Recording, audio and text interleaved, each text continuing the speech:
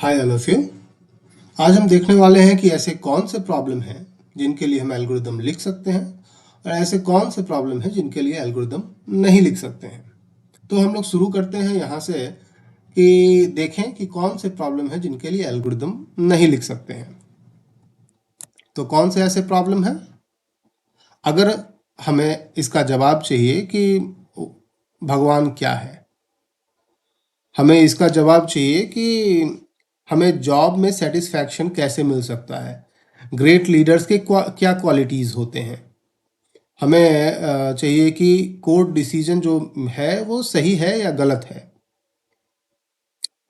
इन सब के आपको जवाब कोई मैनेजमेंट वाले हो सकते हैं या लॉ वाले हो सकते हैं, कुछ आपको बता भी पाए, बट इनके लिए एल्गोरिदम पॉसिबल नहीं है। एक बड़ा प्रॉब्लम है अनएम्प्लॉयमेंट। एक प्रॉब्लम तो है बट हमें सॉल्यूशन चाहिए उसका, बट एल्गोरिथमिक वे में हम स्टेप बाय स्टेप की ऐसे लिख दें कि भाई हमने ऐसा ऐसा स्टेप यूज़ कीजिए तो एक अनएम्प्लॉयड वो जो है अनएम्प्लॉयमेंट का सॉल्यूशन हो जाएगा, है ना। ऐसा अभी तक नहीं है। तो कैसे प्रॉब्लम्स हैं जो हम सॉल्व नहीं कर पा रहे हैं एल्गोरिदम से? ये ऐसे प्रॉब्लम्स हैं जिनके लिए कंप्यूटेशन बेस्ड सॉल्यूशन नहीं है। कंप्यूटेशन मीन्स कंप्यूटर का यूज़ करके, कंप्यूटर जो एडिशन सब्सट्रैक्शन मल्टीप्लिकेशन कुछ ऐसे मैथमेटिक्स का यूज़ करके स्टेप बाय स्टेप कुछ करें और उसका सॉल्यूशन निकल आए, ऐसे अगर प्रॉब्लम्स होते तो हम उसे सॉल्व कर लेते। लेकिन कोई पूछ रहा है कि भगवान क्या है, इसके लिए हम एल्गोरिदम नहीं लिख पाएंगे, है ना। तो ऐसे प्रॉब्लम्स जिनके जो कंप्यूटेशनली पॉसिबल हैं, जिनके लिए हम स्टेप बाय स्टेप कुछ मैथमेटिकल प्रोसीजर लगा करके आउटपुट निकाल सकते हैं, तब हम लोग उसे उसके लिए एल्गोरिदम लिख सकते हैं ऐसे प्रॉब्लम को सॉल्व करने के लिए।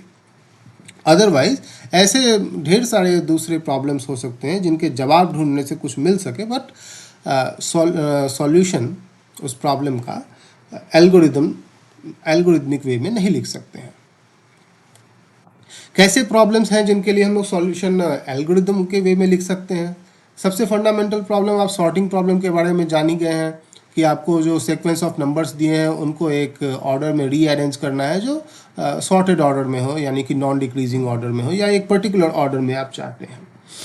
आप कुछ ऐसा प्रॉब्लम देखिए जहाँ पे ढेर सारे सिटीज़ हैं जो आपस में कनेक्टेड हैं और आपको एक सिटी से दूसरे सिटी जाना है, ढेर सारे पाथ हैं सिटी तक पहुँचने के, कौन सा पाथ आप चूज़ करें, ये एक प्रॉब्लम है। हाँ, आपको ये पता है कि अब हर पाथ के हर नोड के बीच में, एक सिटी को अगर मैं नोड कहूँ, हर सिटी के बीच में एक पाथ है और उसका अपना एक कॉस्ट है। वो मान लो कॉस्ट हमारा एक दूरी हो सकता है कि एक डिस्टेंस है। तो उस बेसिस पे हम इसे कंप्यूटेशनली कोशिश कर सकते हैं इसके लिए एक सॉल्यूशन बनाने का कि हम पता कर पाएँ एक नोड से दूसरे नोड तक जाने का जो मल्टीपल ऑप्शंस हमारे पास हो सकता है, उन ऑप्शंस में से कौन सा ऑप्शन जो है वो मिनिमम डिस्टेंस वाला है ना। तो ऐसे प्रॉब्लम्स के लिए हम लोग सॉल्यूशन एल्गोरिदम के वे में लिख सकते हैं। ऐसा कोई प्रॉब्लम है जहाँ पे आपको एक मशीन के ढेर सारे पार्ट दिए हुए हैं, अब इन पार्ट्स में से कौन सा पार्ट आपको पहले लगाना चाहिए, उसके ऊपर दूसरा पार्ट लगेगा, उसके ऊपर तीसरा पार्ट लगेगा, है ना। एक ऑर्डर होना चाहिए कि किस पार्ट कौन सा पार्ट पहले लगाएंगे। अगर आप कुछ कंप्यूटेशन के बेसिस पे ये पता नहीं कर पाते हैं कि कौन सा पहले लगेगा, तो इनको अरेंज करने का अगर n ऐसे पार्ट्स हैं तो n फैक्टोरियल ऐसे तरीके हो सकते हैं जिसमें इसको अरेंज कर सकते हैं और उसमें से कोई एक तरीका जो है वो सही होगा।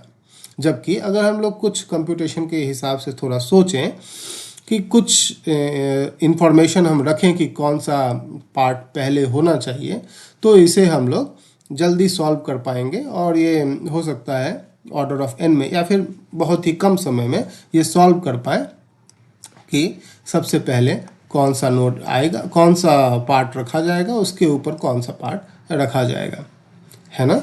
ऐसे प्रॉब्लम्स के लिए हम लोग एल्गोरिदम लिख सकते हैं। कौन सा एल्गोरिदम है, कैसा होगा, हो सकता है ये हम लोग आगे पढ़ेंगे, बट ऐसे प्रॉब्लम्स के लिए हम लोग एल्गोरिदम लिख सकते हैं। हमारे पास मान लीजिए कि डॉक्टर्स को आजकल ज़रूरत है सिर्फ ये जानने का कि जो ट्यूमर है शरीर में वो कैंसरस ट्यूमर है या बेनाइन ट्यूमर है। बेनाइन मतलब नॉन कैंसरस। तो वो सिर्फ इमेज देख करके उसे पता लगाना है कि ये ट्यूमर कैसा है, ठीक है।